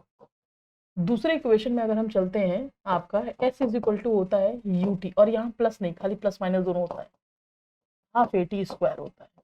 यहाँ पर s क्या हो जाएगा डिस्टेंस हो जाएगा। करेक्ट है, यानी दूरी, U T plus half minus half A T square. इसके बाद से हमारे पास आता है V square is equal to U square plus minus two A S. तो ये तीन जो इक्वेशंस हैं, इस पे पहले हमने आपने देखा हुआ 9th में, इस पे न्यूमेरिकल भी है और बहुत सारी चीज़ें बताई गई। इन केस कई बार ऐसा होता है कोई चीज़ इनिशियल से स्टार्ट हो रही है तो आपके पास क्या हो जाएगा, इनिशियल वेलोसिटी जो है वो आपका ज़ीरो हो जाएगा, ज़ीरो हो जाएगा आपके पास में, तो v जो है वो at के खाली बराबर हो जाएगा। तो इस तरीके से किसी चीज़ को ऊपर फेंक रहे हैं या नीचे फेंक रहे हैं, इसके हिसाब से आप में प्लस और माइनस दोनों होता रहता है। करेक्ट है। चलेंगे ज़रा, अब हम चलेंगे ज़रा सर्कुलर मोशन की तरफ, ताकि मैं आपको सेंट्रिपेटल जो है, एक्सेलरेशन, इन सब चीज़ों के बारे में भी हम बात कर पाएँ। तो नेक्स्ट पॉइंट पे चलते हैं, ज़रा सर्कुलर मोशन के बारे में बात करेंगे। सर्कुलर मोशन जो मैंने अभी आपको बताया था, सर्कुलर मोशन में अगर हम चलते हैं, जिसको अभी मैंने आपको बताया था, ये क्या है, एक वृत्तीय गति है।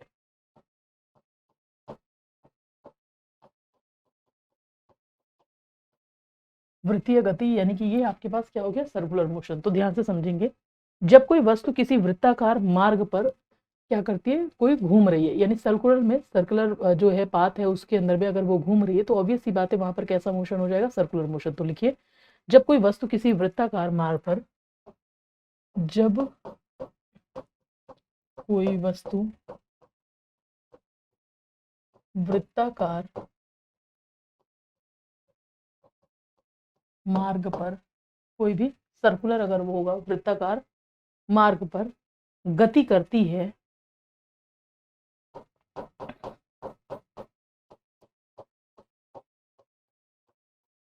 अगर गति करेगी तो वहां पर क्या हो जाएगा, गति करती है, तो वस्तु की वृत्तीय गति कहा जाता है। तो वस्तु की वृत्तीय गति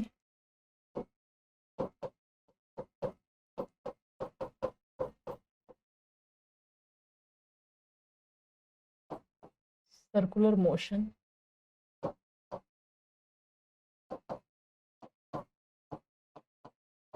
कहा जाता है ना। तो जब कोई वस्तु वृत्ताकार मार्ग पर गति करती है तो वस्तु की वृत्तीय गति ये सर्कुलर मोशन कहा जाता है। करेक्ट है। अब इसको अगर मैं देखूं, अगर यहाँ ध्यान से समझेंगे जरा, करेक्ट है, यहाँ तक ये वाला पॉइंट समझ में आ रहा है। तो जैसे जैसे हम घूमते जाएंगे, ये आपका सर्कुलर पाथ हो गया। करेक्ट है। अब हम चलते हैं जरा यूनिफॉर्म सर्कुलर मोशन के बारे में बात करेंगे। यानी कि देखो, यूनिफॉर्म का मतलब क्या हो गया, एक रेगुलर इंटरवल में आपने रेगुलर डिस्टेंस जो है, जैसे मान लो मुझे 10 किलोमीटर, एक एग्जांपल बता रही हूँ। यूनिफॉर्म मोशन पहले समझते हैं, फिर यूनिफॉर्म सर्कुलर मोशन समझते हैं। यूनिफॉर्म मोशन का मतलब क्या हो गया, एक डायरेक्ट वैसे बात बता रही हूँ। मान लो अगर मैं 10 किलोमीटर जो है 2 घंटे में चली, है ना, ध्यान से समझना। तो आगे के जो 10 किलोमीटर है, यानी कुल मिला के टोटल जो 20 किलोमीटर था, यहाँ पर आगे के 10 किलोमीटर भी मैं 2 घंटे में चली। तो इसका मतलब है कि यहाँ पर इसी तरीके से सेम, इसी को हम बोलते हैं यूनिफॉर्म मोशन। यानी रेगुलर टाइम इंटरवल पर अगर आप देखें तो यहाँ पर रेगुलर डिस्टेंस, एक जो है डिस्टेंस जो है वो हम एक रेगुलर टाइम पर ही, है ना, एक निश्चित जो है अंतराल पर एक निश्चित दूरी को तय करना ही क्या होता है, यूनिफॉर्म मोशन कहलाता है।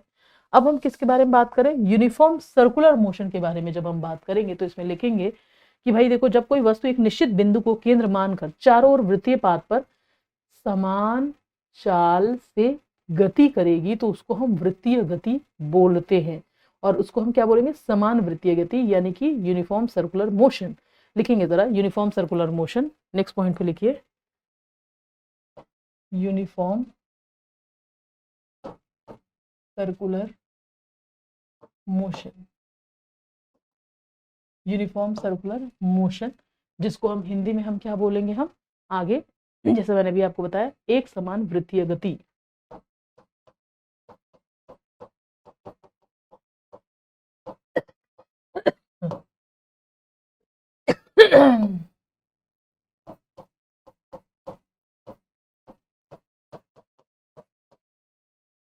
हाँ, यूनिफॉर्म सर्कुलर मोशन, ये आपके पास आ जाता।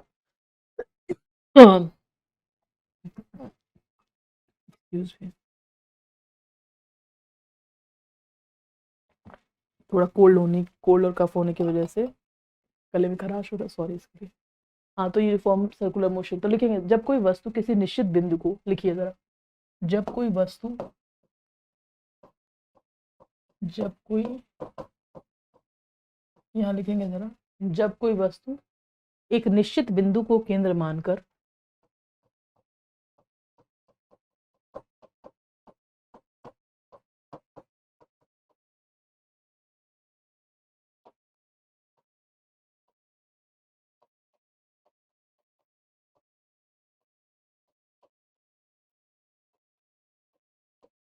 यहाँ पर एक निश्चित बिंदु को क्या मान लिया, केंद्र मानकर उसके चारों ओर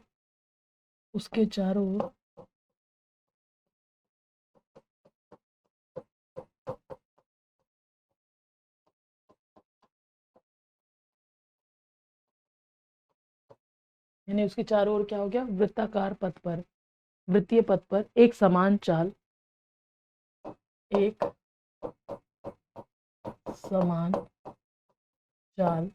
यानी कांस्टेंट स्पीड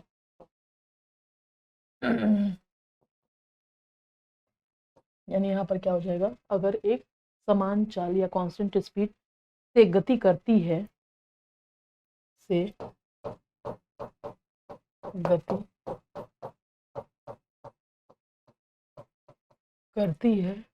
तो उसे एक समान वृत्तीय गति कहते हैं, एक समान वृत्तीय गति कहते हैं। अब एक चीज बताऊं आपको, देखो होगा क्या, जब सर्कल है तो सर्कल के अंदर क्या होता है, यहाँ पर होता है बेटा रेडियस, है ना, और इसका जो सरकमफेरेंस होता है वो होता है 2πr। तो अगर रेडियस, अगर मेरे पास में ये जो है वो तो पाथ तो सेम ही है, तो बार बार तो सेम पाथ को ही हम कवर कर रहे हैं, रेगुलर इंटरवल में ही कर रहे हैं। मान के चलो यहाँ पर ये जो 2πr है ये मेरे पास हो गया 20 सेंटीमीटर का सरकमफेरेंस जो है ना,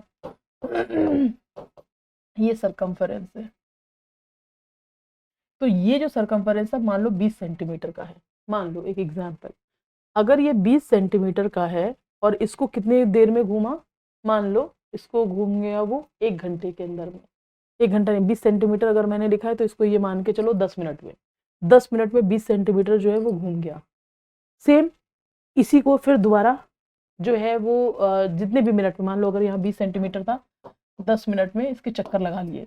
अब यही सेम चीज़ 20 सेंटीमीटर को फिर से 10 मिनट में, फिर से 20 सेंटीमीटर को 10 मिनट में, यानी कि सेम वही चीज़। देखिए कोई वस्तु एक निश्चित बिंदु को केंद्र मानकर, एक कोई निश्चित बिंदु है उसको केंद्र मानकर चारों ओर वृत्ताकार पथ पे, तो पथ तो चेंज नहीं हो रहा है, हमेशा ही 20 सेंटीमीटर रहेगा, वृत्ताकार पथ पर एक समान चाल, यानी जब भी होगा पहली बार, दूसरी बार, तीसरी बार, एक समान चाल से वो कहीं ना कहीं जा रहा है, कांस्टेंट स्पीड से वो चलता हुआ गति कर रहा है, तो उसको हम एक समान वृत्तीय गति बोलते हैं, यूनिफॉर्म सर्कुलर मोशन बोलते हैं। तो यूनिफॉर्म मोशन से समझ में आ जाएगा यूनिफॉर्म सर्कुलर मोशन क्या, यानी जो चाल होगी ना वो एक समान चाल से ही वहां पर चल रहा है। ऐसा नहीं होगा पहले जल्दी चल रहा है, फिर थोड़ा धीरे चल रहा है, फिर ज्यादा तेज चल रहा है, फिर धीरे चल रहा है, नहीं, एक समान चाल से अगर उसी में चलेगा, क्योंकि पाथ तो सेम है, वो तो चेंज नहीं होगा, सर्कमफेरेंस तो चेंज नहीं हो पाएगा, एक समान चाल से अगर चलेगा तो यूनिफॉर्म सर्कुलर मोशन हो जाएगा, ये ध्यान से समझिएगा। तो इसके आगे के कॉन्सेप्ट थोड़ा और डिटेल में भी हम पढ़ेंगे, हाल फिलहाल आज जो पढ़ा है पहले उसको रिविजन करते हैं, क्योंकि बहुत इंपॉर्टेंट कॉन्सेप्ट थे। तो एक बारी हम यहाँ चलेंगे जहाँ से आज की स्टार्ट की थी, ये मैं इसी में ही कंटिन्यू इसलिए कर रही हूँ जैसा मैंने अभी आपको बताया था, ताकि आप समझ पाए जो हमने पिछला पढ़ा हुआ था। आगे देखिएगा, टाइप्स ऑफ मोशन के अंदर में हमने आज की क्लास में जो पढ़ा, रैखिक गति हमने पढ़ा, सर्कुलर मोशन क्या होता है वो हमने पढ़ा, पीरियोडिक मोशन हमने पढ़ लिया, प्रोजेक्टाइल मोशन हमने पढ़ लिया, घूर्णन गति हमने पढ़ लिया, लॉज ऑफ मोशन में पहला लॉ जड़त्व का जो नियम है, इनर्शिया ऑफ रेस्ट, रुके होने की वजह से जो है आपका इनर्शिया ऑफ रेस्ट जो है, जड़त्व जो है रुके होने की वजह से वो देखा, इनर्शिया ऑफ मोशन इसी के अंदर में आता है, जो चीज़ रुकी है वो रुकी रहना चाहती है, जो चीज़ चल रही है वो चलती रहना चाहती है। सेकेंड लॉ ऑफ मोशन में हमने देखा rate of change of momentum जो है वो फोर्स के बराबर है, P/T is equal to force, वो मैंने प्रूव भी कर दिया। तीसरी चीज थर्ड लॉ ऑफ मोशन में एक्शन रिएक्शन नियम, यानी every action has equal and opposite reaction, हर एक क्रिया का प्रतिक्रिया जरूर होगा। आगे हमने बात करी, आगे हम जब गए तो हमने ये देखा कि भैया यदि कोई वस्तु विराम अवस्था में है तो विराम अवस्था में ही रहना चाहती है, इनर्शिया ऑफ रेस्ट, और इनर्शिया ऑफ मोशन में यदि कोई वस्तु गति अवस्था में है तो वो गति में ही रहना चाह रही है, ये भी हमने देख लिया। फिर हमने देखा इसको मैंने प्रूफ किया कि rate of change of momentum, मैंने बताया ना फॉर्मूला अगर आता है P is equal to mv, time से अगर मैं डिवाइड करूंगी तो mv/t हो जाएगा, v/t किसके बराबर होता है, एक्सेलरेशन, तो ये कहीं ना कहीं किसके बराबर हो गया, यहाँ देखिए जरा, मैंने सिखाया आपको न्यूटन का, ये कहाँ से आ गया, हम फॉर्मूला भी तो बताया था आपको, वो पेज कहाँ चला गया, ये पेज कहाँ चला गया जो मैंने बताया था आपको, rate of change of momentum यहाँ पर, तो ये मेरे पास किसके बराबर हो जाएगा, P/T is equal to mv/t, और ये मेरे पास क्या हो जाएगा आगे चलकर ma जो कि फोर्स होता है, तो यहाँ से ये प्रूफ मैंने कर दिया था, पी बाई टी किसके बराबर हो गया था, आपका एफ के बराबर, जो मैंने यहाँ पर लिखा हुआ है, करेक्ट है। तो ये हो गया दूसरा नियम। इसके अलावा जैसे मैंने अभी आपको बताया था न्यूटन का तीसरा नियम, every action has equal and opposite reaction, वो मैंने सिखा दिया। उसके बाद law of conservation of momentum मैंने सिखाया आपको। फिर एक्सेलरेशन निकला कहाँ से वो सिखाया आपको कि ये एक्सेलरेशन कहाँ से आता है, वेलोसिटी अपॉन टाइम। ये मैंने इसलिए बताया था ताकि आपको समझ में आ जाए कि स्पीड इज इक्वल टू होता है मीटर पर सेकंड, वेलोसिटी में भी आता है मीटर पर सेकंड, लेकिन जो त्वरण होता है वो हम क्या करते हैं, वेलोसिटी को ही हम टाइम से डिवाइड कर जाएंगे, तो ये हो जाएगा आपका वो। और ये एक्सेलरेशन क्या होता है, सदिश राशि, वेलोसिटी सदिश राशि, डिस्प्लेसमेंट सदिश राशि। जहाँ सदिश राशि होगा वेक्टर क्वांटिटी, उसको हम इसी तरीके से हम वो करेंगे, रिप्रेजेंट करते हैं। वो मैंने आपको यहाँ पर बता दिया था। ये आपके पास, ये मैंने सिर्फ रेफरेंस के लिए ये वाला समझाया था, ये निकलता कहाँ से वो आपको यहाँ पर ये पॉइंट समझ में आ गया होगा। फिर मैंने आपको बताया था, ये देखो rate of change of velocity, velocity upon time, acceleration मैंने बता दिया। वेग में परिवर्तन की दर, वेग बटे समय, त्वरण हो गया इकाई मीटर पर सेकंड स्क्वायर, मैंने सिखा दिया। फिर उसके बाद ये फॉर्मूलेज मैंने 3 इक्वेशंस बताए, सर्कुलर मोशन ये मैंने आपको बताया, यूनिफॉर्म सर्कुलर मोशन क्या होता है वो भी मैंने आपको बता दिया। तो आई होप आज की जो क्लास थी ना वो आपको बहुत अच्छी लगी हुई। देखो ये वाला पेज था जो मैं ढूंढ रही थी, इस पेज को मैं वहीं पर लगा देती हूँ, ये शायद नीचे आ गया, जो मैंने प्रूफ किया था। ये देखो, ये था ना न्यूटन का सेकेंड लॉ जो मैं बताया था आपको, rate of change of momentum. इसके बाद यही वाला पेज था जो मैं ढूंढ रही थी, P by T, rate of change of momentum, संवेग के बदलने की दर। पी का फॉर्मूला क्या होता है, M V by T. V by T की वैल्यू क्या होती है, ए, जो मैंने यहाँ पर कहीं पर लिखवाया होगा। वी बाई टी किसके बराबर था, ए के बराबर, यहाँ लिख देती हूँ, V by T is equal to होता है ए। ए क्या है, एक्सेलरेशन यानी त्वरण, ये किसके बराबर हो गया, एम ए किसके बराबर हो गया, फोर्स, यानी ये बल के बराबर हो गया।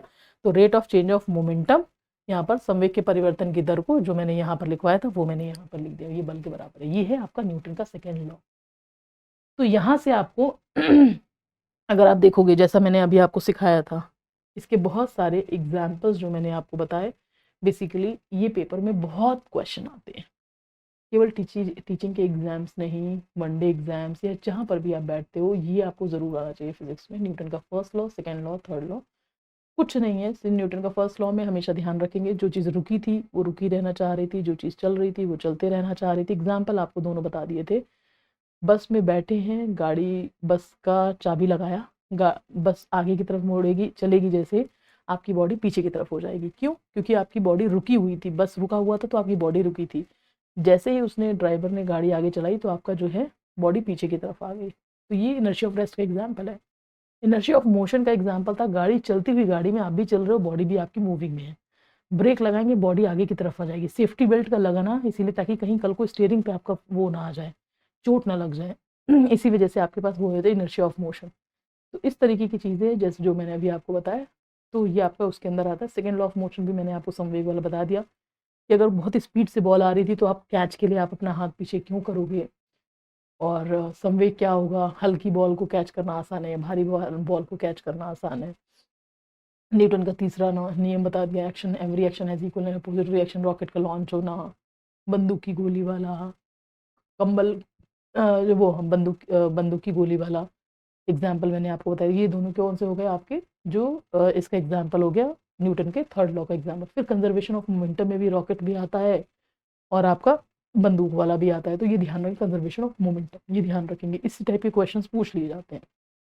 तो आई होप क्लास आपको बहुत अच्छी लगी होगी, बहुत सारी चीज़ें आपको समझ में आई होगी। तो इस क्लास को यहीं पर रोकेंगे, साथ के साथ जो भी मैं पढ़ाती हुई चली जा रही हूँ उसको ज़रूर साथ के साथ आप नोट्स ज़रूर बनाइएगा। ये हटा देती हूँ, ये एक्स्ट्रा है।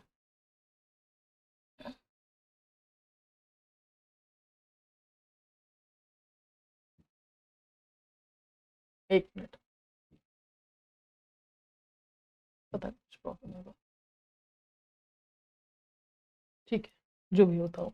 हाँ, तो जैसा आप देखेंगे, तो जो भी मैं साथ के साथ पढ़ाती जा रही हूँ उसको आपको क्या करना है, साथ के साथ आप नोट डाउन करते चले जाइए। अगर आपको थ्योरी बहुत अच्छे से आती है तो आप फ्लो चार्ट में भी आप आगे बढ़ते हुए चले जाएं, ताकि आपको प्रिपरेशन में हेल्प मिलेगी। अगर थ्योरी बहुत पहले से नहीं पढ़ रखी है तो थ्योरी में शॉर्ट शॉर्ट थ्योरीज लिख के आप आगे बढ़ते हुए चले जाइए, ठीक। तो क्लास को यहीं पर रोकते हैं, जल्दी मिलते हैं नेक्स्ट क्लास में। हंसते रहिए, मुस्कुराते रहिए, पढ़ते रहिए। Thank you.